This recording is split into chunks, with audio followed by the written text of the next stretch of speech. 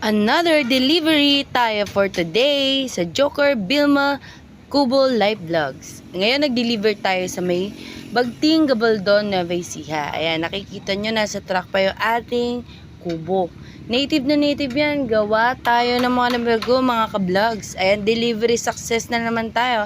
Hello, Kuya Richard. Kumakaway-kaway pa siya. Ayan, titingnan natin ngayon kung ano yung magandang-gandang pwesto ng ating Kubo Life Vlogs. Ito lang naman ating daily life pag nagdi-delivery tayo. Ayan lang ang aming ginagawa. Siyempre, titingnan yung posisyon ng kubo kung saan magandang ilagay.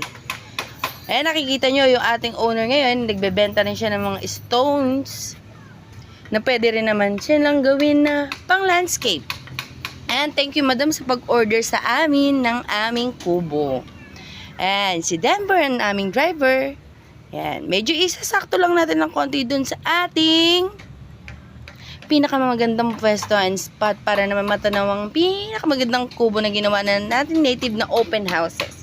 Ito yung kubo na open lang. Pwede siyang pang chill-chill at pwede rin siyang tambayan ng mga katao, mga ka-vlogs. Here you go, babaan na. Bayanihan tayo. Siyempre guys, mamaya makikita natin kung sino mga nagbababa dyan. Ayan, nakikita nyo si Kuya Kalog, si Kuya Onat, at siyempre yung asawa ng owner. Ayan. Diba ang tibay? Transition muna tayo mga ka-vlogs. Ayan, binubuhat na natin dyan si Ameng. Siyempre si Kuya Arman. Siyempre may-ari ng kubo na si Kuya Kalog.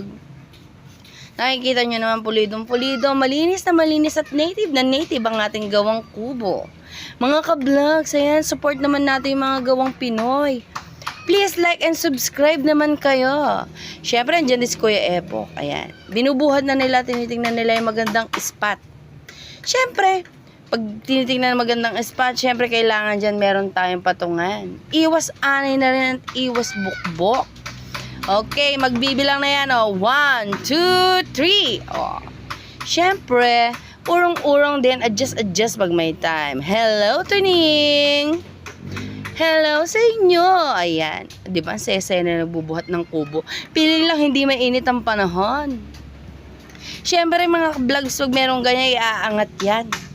At siyempre, kailangan ng tulong bayanihan. At pag may bayanihan, eto na, kumikember-kember pa yan. Sige, hala, buhatin nyo.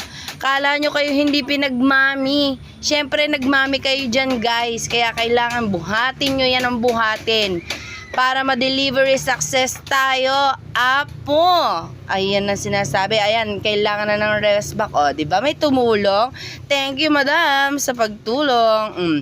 Inadjust na, binuhat na ang kubo. O, de, syempre, nailagay na ng maayos. Syempre, mga ka-vlogs, eto na. Eto na, malapit na natin matingnan yung ating final look. Look at the sky, look at the clouds. O, syempre, mga ka-vlogs, ayan yung ating bagong deliver na kubo sa Bagting Gabaldon, Nueva Ecija. And deliver success, ma'am. At thank you sa inyong pagkain ng mami. Nakikita nyo si Ate Tiling? Ayan lang naman siya. Siyempre, tinitingnan niya yung spot, kung tama yung pupuntahan ng kubo. O, siyempre, si Watsme naman nagbibideo. Ayan ang may-ari. Siyempre, naghangat po nga ng damit dahil sobrang init ng panahon. Hi, Kuya Richard. O, diba? Chika-chika lang din sa may-ari. O, chika-chika lang din sa mga nagbebenta ng mga bato dyan. Ops, no green-minded. Walang green-minded tayo, mga guys. Another delivery success na naman tayo. And stay tuned lang sa ating mga susunod na biyahe sa ating Joker Vilma Kubo Life Vlogs. Hi, Tuning! Ayan, nagpahabol pa nga sila, diba? Isang sulyap sa may-ari ng kubo na na-deliver. And another successful delivery day.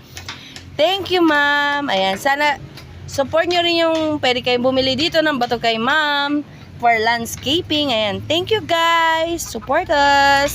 Hello,